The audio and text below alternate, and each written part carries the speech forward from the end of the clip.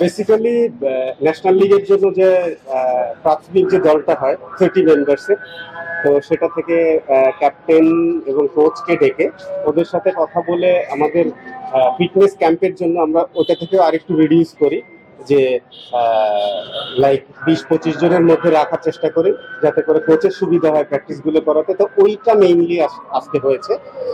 প্রত্যেক সবগুলো টিমেরই শেষ করলাম এই মাত্র আর কি। তো এই এতটুকু কাজ এই পর্যন্ত হয়েছে। আগে 4 দিনের টুর্নামেন্ট হবে। ন্যাশনাল লিগ আমাদের সিঙ্গেল টায়ার হবে। আগে যেমন টায়ার 1 টায়ার 2 ছিল, এবার স্ট্রেট ওয়ে হবে, সবার সাথে সবাই খেলবে আর কি। ভবিষ্যতে আরো প্ল্যান আছে, হয়তো সেগুলো এক্সিকিউট হবে, তাই এটা দিয়ে শুরু করা হচ্ছে। এখনো পর্যন্ত সিঙ্গেল লিগ, যেহেতু আমাদের উইন্ডো গুলো আগে থেকেই সেট করা রয়েছে, তো ম্যাচ ইচ্ছা করলেই বাড়ানো সম্ভব হচ্ছে না, just because of the time. স্যান্ডেলিনা সো, রূপচর্চায় আভিজাত্য। আর আমাদের বৃষ্টির কারণে যদি আগে 1 মাস আগে শুরু করা যেত হয়তো বা সম্ভব ছিল। তো তারপর এটারও প্ল্যান আছে আমাদের, তারপরে আমরা চেষ্টা করবো টাইম বের করার।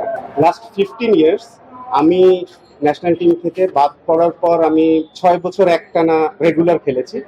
আমার কাছে মনে হয়েছে বাংলাদেশের বেস্ট টুর্নামেন্ট হয় এনসিএল। এই কথাটা কথায় কথায় উঠে এসছে, বিকজ আপনি খেয়াল করলে দেখবেন 80% ম্যাচের এখানে রেজাল্ট হয় এনসিএল এ। আমি জানি না, আমি আপনাদেরকে এনকারেজ করবো আপনারা যদি একটু আসেন মাঠে, দেখবেন, খেলা দেখলে ভালোও লাগবে আর এইটা থেকে বের হয়ে আসতে পারবেন। এখন আমি যেহেতু বলছি, তো আমার তরফ থেকে বলা হচ্ছে আপনারা দেখলে, সবাই দেখলে জিনিসটা আমার কাছে মনে হয় আরো ক্লিয়ার হয়ে যাবে। জিনিসটা ওরকম আর নাই, এখন প্রত্যেকটা প্লেয়ার বেশ কম্পিটিটিভ ওয়েতে এনসিএল খেলছে বলে আমার মনে হয়, এবং উইকেটের ব্যাপারগুলো চেঞ্জ হয়েছে, আরো চেঞ্জ হবে।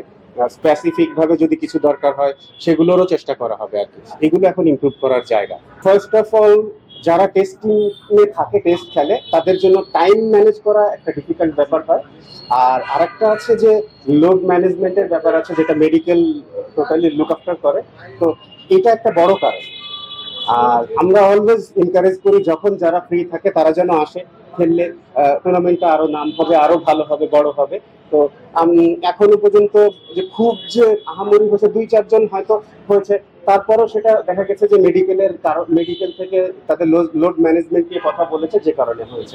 এইটা আসলে মার্কেটিং বিভাগের ব্যাপার, ওনারা ভালো বলতে পারবে কি হলে সুবিধা হয়, কি হলে। বাট আমরা এনকারেজ করি সবাইকে খেলতে, এবং আশা করি সবাই খেলবে যারা সুযোগ পাবে। আর আরো একটা আছে, এবার আমাদের তো নতুন এনসিএল এ কিন্তু টি20 ইনক্লুড করা হয়েছে, যেটা আমাদের আসলে বিপিএল ছাড়া টুর্নামেন্ট আসলে ছিল না। তো যেটা চিন্তা করেই করা হয়েছে যে বিপিএল এর আগে এনসিএল এর 4 ডেজ ভার্সনের পরেই আমাদের টি20 টুর্নামেন্টটা হবে। টি20 ফরম্যাটটা সিঙ্গেল লিগ হবে এখনো পর্যন্ত সোফার, মানে ওরা যতদূর রেডি হয়েছে। এই ন্যাশনাল লিগের 4 দিনের ম্যাচটাও যেমন হচ্ছে ঠিক একই ফরম্যাটে হবে, শুধু এটা টি20 হবে, এটা 4 ডেজ। দেখেন, এটা কিন্তু বিপিএল এর প্র্যাকটিস ম্যাচ না, এটা ইটসেলফ আলাদা একটা টুর্নামেন্ট। এটা আমাদের ন্যাশনাল টিমের কথা চিন্তা করে, যাতে করে আরো বেশি টি20 প্লেয়ার তৈরি হতে পারে, বের হতে পারে, খেলাটার সিস্টেম জানতে পারে, এই জন্য করা আসে। এটা হচ্ছে চেষ্টা করা হবে যে যেসব প্লেয়াররা এরকম আছে, বেশি প্লেয়ার আছে যে ডিভিশনের যে সেক্টরে, ওইটা নিয়ে অন্য জায়গাতে দিয়ে, অন্য জায়গা থেকে যদি আপনার কোনো কিছু দরকার হয় সিলেটে, তো তখন সিলেটে দেওয়া হবে। আবার সিলেট থেকে ফাস্ট বোলার নিয়ে যদি মনে হয় খুলনার দরকার বা রাজশাহী, যাদের দরকার হবে, এইভাবেই চেষ্টা করা হচ্ছে। এখনো পর্যন্ত যেটা আমি জানি যে আমাদের যতগুলো ভেন্যুতে ন্যাশনাল লিগ হয় সবগুলোই করা হয়েছে। তারপরে আমাদের যেহেতু সাউথ আফ্রিকা সিরিজ আছে, টেস্ট সিরিজ, তো ওইটার সময় হয়তো একটু ওইটা ডিসাইড হওয়ার পরে ফাইনালি জানা যাবে এনসিএল একটা কি হবে। ভেরিয়ার ক্রিয়েট করলে আসলে কিছু করার নেই, বিকজ যেহেতু আপনার যদি এরকম হয় যে ঢাকা টিমে সব প্লেয়ার আছে এবং ইভেন বেশি আছে, যারা বসে আছে অন্য টিমে, এই ঢাকা টিমে বসে আছে অন্য টিমে, তারা মেইন প্লেয়ার হতে পারে। তো আমরা চেষ্টা করি ওই প্লেয়ারগুলোকে নিয়ে ওই টিমে দিতে, সো দ্যাট আমাদের ভালো প্লেয়ার যেন কোনোভাবে বসে না। কোচ, ক্যাপ্টেন, ম্যানেজার না, ভাইস ক্যাপ্টেন, তো সবাইকে নিয়েই বসে তারপর টিম করা হয়।